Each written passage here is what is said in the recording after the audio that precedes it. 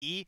So they bringing the Asmon at the very end was just painful to watch, but that just happened, and we're I think going that's into a, game it is three. the best way to put it. Is painful to watch, but another side of things, I feel like fun to cast because we got to just cast the hunt flying in and everything else. But it looks like we're gonna reveal our third, potentially final map of this best of 5.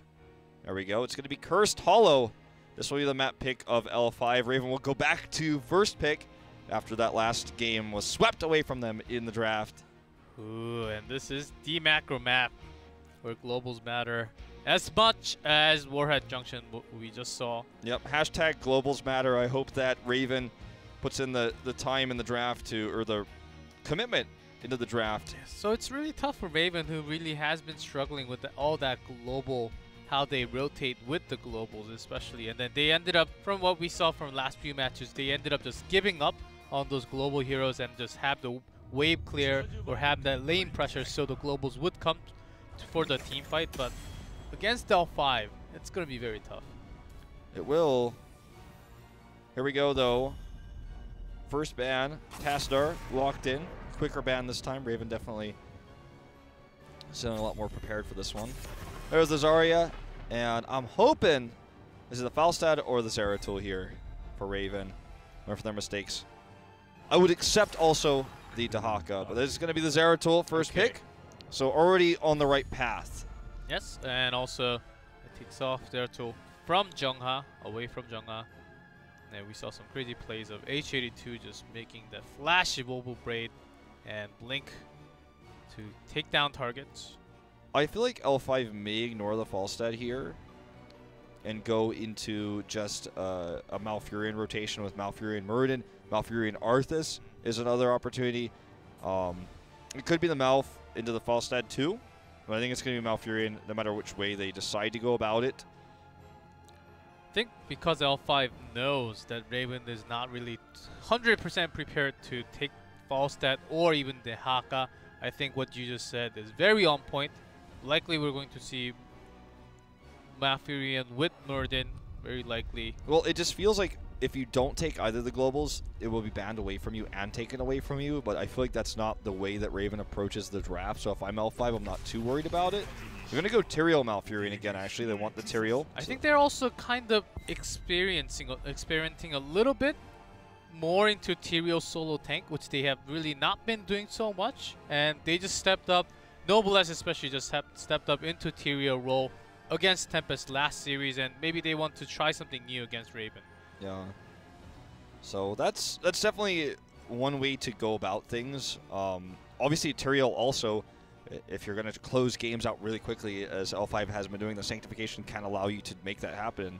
I'm not even just being sarcastic. I mean, that's one way to just seal the deal, move on, don't reveal that much about your playstyle, even don't show that many long games or some of your hidden talent picks because you don't want other opponents to study that of you when you go forward. So you want to end the game as soon as possible if you're L5 here. You know you're the big favorite. Now for Raven, which global are they going to take? I would love to see even the Falstad and the ETC here. I think they're going to take Falstad and lock up a tank. Oh man, they are not even going to go Falstad at all in this rotation. Okay, they're going for all the way in team fight. They want to fight on the tribute. Hopefully by that time they won't be too behind on that EXP. This is a good tribute fight composition. Liming can delay a lot if they have a strong solo laner. If they end up with a Falstad or the Dahaka specifically, it can be really good for them. Obviously Zeratul not as good of a solo laner in terms of pushing power. If they can delay the tribute a long time and get some extra push from globals, that's where Liming is most strong. But if they don't have any way to pressure lanes and they delay and eventually lose it, that's an issue. Or, while they struggle to take it, L5 is a really strong pushing global, which is still available. There's a Dahaka ban from L5, which means Raven can't get Falstad anymore, unless L5 is really just unwilling to run it. Because if they ban it, they can't have it, and if they don't ban it, L5 will take it. Very likely. Tygus is highlighted here. So they want to go in all in team fight. They don't even want to care about the global. Yeah. Well, L5, if they lose the Tychus and they have Liming taken away from them, they can still go into the Greymane and the Falstad together. I think that would still be good solid 2 DPS for them if they want to go double DPS. They did not, in terms of range, they did not just on the last 2 maps, having Tyrael to empower melees. Some consideration to another ban here for Raven. I think they are considering the Falstad ban. They commit to the Tychus though. Let's see how quickly L5 decides whether they want to pick up the Falstad and who they pick him up with. See, it's going to be SCSC Nitrogen and Jungha, depending on Noblesse playing on Tyrael, or Jungha sometimes also plays, especially when Muradin is taken for themselves. For game number 1, Noblesse was on Tyrael. Nazebo! And Ragnaros. So perhaps no Falstad at all. And I'm singing the Falstad song, but other teams really want him here, despite his incredible presence on the map. L5 respected the global power of the Dahaka ban. Whenever DeYoung smiles like this, I get a smile of my own because I know his brain is thinking something like, well, what if we did this really crazy thing? What if we did double cloak, Nova and Zeratul? That's why he's DeYoung. That's why he's DeYoung. So, Lucio, pretty reasonable. The lack of cleanse against the Ragnaros combo is not crazy because it happens so quickly. You usually can't cleanse it away anyways. So, I can go with the Lucio pick. It also gives you faster rotations. It makes your whole team semi-global, if you will, with how quickly you can send them across the map. Rotate to a boss, for example. It gives you a little bit more boss control. And Greymane, potential denial pick against L5. It's also solid with their composition. They have a lot of poke with cocktails now. Lucio has a decent amount of poke. This comp does look good for the map. I'm surprised they didn't actually prioritize the globals, but the composition does look solid. It looks like a real team comp, not like what we saw in Game 2. And L5 will go into the Falstad as their last pick. And the Zebo Falstad, the Ragnaros for Molten Core, to give them a little bit more tribute control. I think they're going to look to try to take the first 2 tributes, hit a boss timing, and then win the game off of a curse and double boss. That is normally what we see in situations like this, especially when you have a Falstad and the Ragnaros. The Ragnaros really gives you a huge edge. You can deny tribute time. You have Falstad split soaking.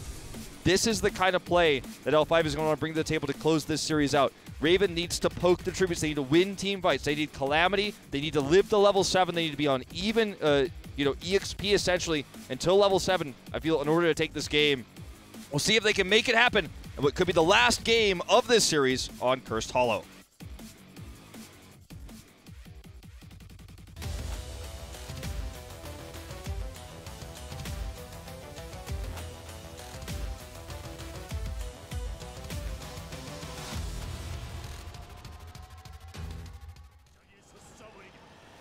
In blue, Raven on their last legs here. Joju on Lucio, Hamlin on Muradin, NMX on Li Ming, DeYoung on Zeratul, and HGC on Greymane. And in red, L5, SCSC and Nazebo, Nitrogen on Falstad, Jungha on Ragnaros, Noblesse on Tyrael, and Swoy on Malfurion. Season Marksman Falstad coming out. Everything else pretty similar to what you normally expect. Power hungry for Li Ming, though, actually. And also Wolfheart for Greymane. No cocktail build yet. At least not initially. We've seen some hybrids over the past few days.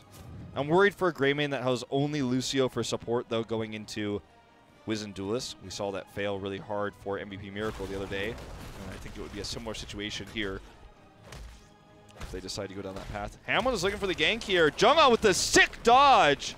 And he's going to actually take in massive trade. That was so good for him. Not to mention the lack of Muradin on the map now is also a win for L5. And they want to go hard here.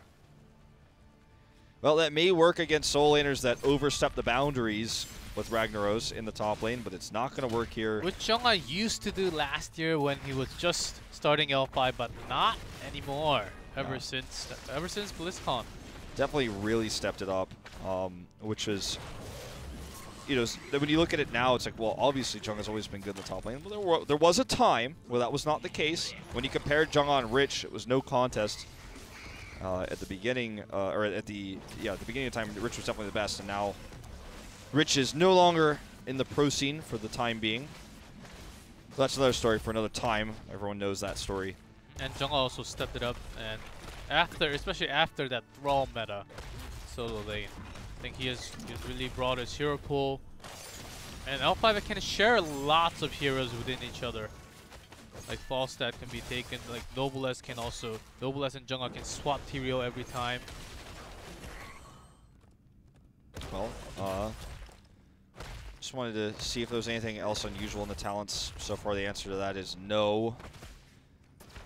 And we are just losing music left and right today, G-Clef. We need music. I need you to put some G-Clefs into that soundtrack. So remember, this is the timing for Merc Caps.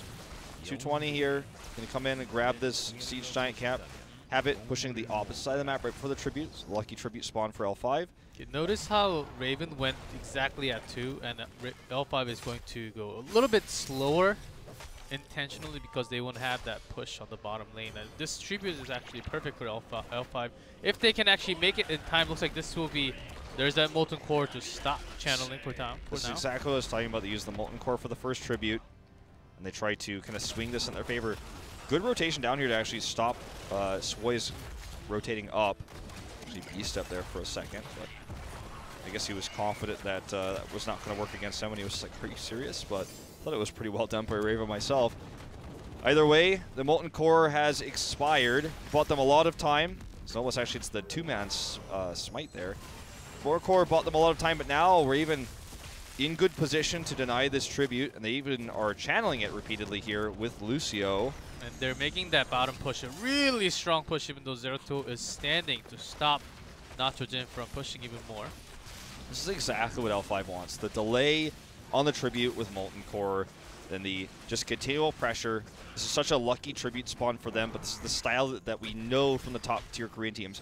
L5, MV Black, and Tempest, all three of them will play this style on this map. Nitrogen actually wanted to make this a trade by killing De Jong, but De Jong actually retreats, and you may actually just fly out. Yep, no stun there available. So gets away, just goes mid, and he gets some more soak. It's like, okay, I got some extra soak for my team. We got the tribute, and I damaged your fort. Also, I'm getting extra stacks for my Season Marksman. So this is just a wildly massive lead now for L5. Even though it looks like, oh, Wolf, they're only like 20% ahead in EXP. You should slow down on that. It's just everything they want. Everything is going their way. Yeah, that's the start of their snowball. They wanted this rotations exactly how they planned it, and with this camp, they're going to make the other lanes even more pressured, even with Ragnaros on top, and Falstad is able to just fly around all the map. So Raven, of course, really has to catch on to that rotations, or even picking on to Falstad would be the one of the best answers for themselves. No, it's tough, but when you have a Zeratul like this, if you could play a little more aggressively, it could work out. Now you see the slower rotation coming out for Raven when L5 has already done their camp and they're already onto this push. Yep. Just crisp. I mean, they've worked these timings out 1,000 times. They've probably played nearly like 500 games with this exact battle plan. I mean, this map hasn't really changed that much over the years. And they're in position here now. This is going to be a favorable spawn for Raven. Look at the positioning, though. The top lane of Falstad doing some extra damage to the fort up there. They don't have 10 yet, but Noblesse overextending a little bit. Yes, that was a very aggressive Aldruin in. They still have the poke. All they have to delay a light used by Falstad. Oh, that's actually very dangerous. He wants to get the kill onto H82. I think he will. There he goes. That is all it takes to turn this fight around. De Jong's going to get blown up as well. He's actually on the Zeratul this time. Nitrogen super aggressive now, going to get punished for that, and this is a bit sloppy for L5. Their 2 tribute plan is no longer feasible. So if Raven, when they saw the flight coming in, if they focused on Nitrogen only instead of fighting on the right, I think they could have had better conditions compared to now. You know what? They're still going to push for this, though. If Zeratul comes back and they're still hovering around, that's going to be an issue. They have Falstad. They know Falstad can fly in, so there's probably a situation where Nitrogen is like, yo, just hold on a little bit longer. I'm going to be there in a second. We're going to have 10. We can take this fight. Light should be available very soon. So. He actually looks to not even be using it. He's just going to use his Tailwind to come over quickly. They hit 10. They send Jungha mid to get that. De Jong really does not want to commit to this. So that's going to be a big issue. Meanwhile, Greymane dies in mid. Now they can boss for the double boss and core, or curse rather, which could lead to core. This is the exact time I'm talking about. We even see Hinterland Blast coming out. You might be wondering, well, how did Wolf Knowledge going to happen? Well, I commentate this map a lot, and normally these things don't go exactly to plan because the level of play between two teams is a lot more similar, but L5 just gets everything they want here. They win fights down a member, they get tributes down a member. They have the global, wink, wink, and everything kind of goes to plan. They don't actually commit to the boss here, they commit to the fort instead in the bot lane. They're unable to get it, but this will be a curse if Raven cannot come over and deny this. They already used Void, so that's one big missing heroic. They do have Go for the Throat and the Sound Barrier. Oh, man. HA2. Oh, this may actually be Judgment again. Well, we've seen the combo before with Falstad. It is the blast and the root. Perfect combo onto H82, and that's a kill for sure. Cooldown reduction on that Hinterland Blast. It's not as long of a cooldown as it used to be. I mean, it can be almost instant. It only hit one target, yeah. So it still has a pretty long cooldown, and Jungla just survived, making himself alive. And Dion's in trouble. Sound Barrier just for the time being, saving themselves. And Hamelin Dwarf crosses away, but that's maybe enough. Let's see, actually. Well, he's going to get his trade up here in a second. This is not an operational fort because of the curse. Oh, nice route here by Swoy. He does get the Dwarf toss away, but there is the Molten Core. He will go down. And this is going to be disastrous for Raven as H82 is unable to escape. H82 just came back, too. My goodness, that's a disaster coming into Raven. L5 just making every play into a double here. Well, they didn't get the boss initially, but that's the one thing that Raven can be happy about. So this is not going to be an end of the game situation unless some big mistakes are made. Judgment and Hinterland Blast will be up in 20. So if, oh boy, he's just going to go in for it now. Joju gets caught. The Void here is good, but for what? There's nothing to follow this up. Diyoung himself is super low. Can't even get back into the fight. They're already down a member.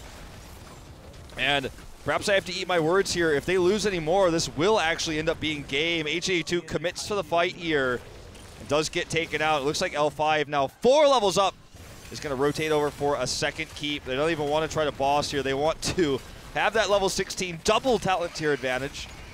The only thing that's stopping them from core is that they have Judgment instead of Sang. If with Sang, I think they could have cored right there. So they have Hinterland now. Even blast.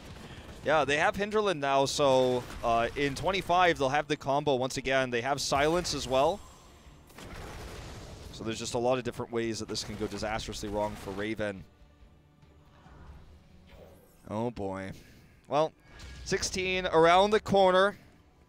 They will have that double talent tier advantage, it looks like, just very briefly. I always like to highlight it because it's so rare, even though it's such a small period of time, it's almost insignificant. And now L5 has all 5 of their heroics available. Raven, they're going to contest for this, and they do not have the boy person. That would be... Oh boy, Smash comes in afterwards too. This is going to get dirty. Ravenous Spirit. And Spirit is actually interrupted by the boss, but that doesn't even matter. There's a Twilight, cuts off 2. They're on to chase. Okay, there's the level 16 reached as we're going to see Nitrogen go in for the fly. But no gust to actually have them into the side of L5. Now this just looks like a Hero League game. Like, Rag's like, boss, boss! He's like pinging, everyone's like, no, no, no, no, we can get the kills. Well, they're going to come over here. Actually, look at this Malfurion build, too, with the Looter Shower. Yeah, he wants to put in that damage, man. He wants it. He's going to get it. He's like, I got to finish off the core. There you go, my consecutive Moonfires. So the boss is taken. This is the lane that has the healthiest keep, so it's not going to end the game, and there's no curse with this. This is just going to be L5 going to double boss to try to end the game with the boss. Raven has rotated down to deal with these catapults very early because they know that taking the second boss away from L5 is going to be nigh impossible. Judgment's up in 3, Hinterland in 30, so it's not going to be ready for this fight. But the boss control right now for L5 is insane. Gust, not available, but they don't need it. Rag does go down here, actually. Jungla, somewhat overextended. Hamlin does go down to the boss, though. Diyoung looking for some damage, stops the Void. Hinterland in 8. It's not ready yet. They can survive a little bit longer here. Ooh, Ice Block here cancels all the damage. H82 is the one that's going to go down in the middle. SCSC surviving and Judgment! Wow. Wow, indeed. Okay, the boss is like, anybody remember about me? You guys remember? Dion actually escapes. Here. That's sneaky. That was real sneaky. Swoy didn't notice him. Boss gonna take out the keep, and they're gonna wait for the next tribute. They're gonna take this Merc Cap. So the boss will just tickle the core shields. Yep, and L5 will basically paint all the camps red. Yep, the whole map will be red. Not with just the blood of Raven, 14 kills to 4. But with the Merc Cap pressure and the lane push, top lane is going to have catapults coming soon. Jungha is all alone here, but the rotation comes down. Judgment's not ready yet, but they don't need it. Baited. Baited. Baited even. Core. Catch onto a few targets. He's trying to get a kill to deal It's with out of range now, so it's going to be hard. Maybe just poking. Yeah. Hey, but Judgment's up. Anything is possible, okay? He's Smash was already used defensively. 4 levels up now. They're going to steal this cap, painting it red, as you said. Boss is available. Not going to work on that for the time being, though. They want to get picks. And look at the positioning of Lucio here. Way far forward. L5 could have tried to go for the big Judgment combo. They will eventually here. Who's going to be the target? Oh, it's going to be Joju. It's Lucio just the same who goes down first. And Nitrogen's very low, but he gets the shielding here. He does actually die, as the Ravenous Spirit is trying to do what it can. And SCSU was right in the middle of the team fight the entire time. Look at that Lunar Shower damage, though. Swoy's trying to be the sniper. Doesn't get the kill on the Li Ming, but will take out H82. Ice Block for the dodge, and that is going to be game over. L5 will take the series 3-0. Felt like a 5-0. Wow. What a play here. They are just showing the dominance, their power, what they can do against the weaker team. They were not even 100% serious going into this series, too. It felt like with all their heroic choices. What percent seriousness would you go with? For L5? Yeah. I'd give it 51%. Just one over the 50, okay? 63. 63. Yes. That's oddly specific. Well, Hinterland Blast, Judgment, it's not just for NA anymore.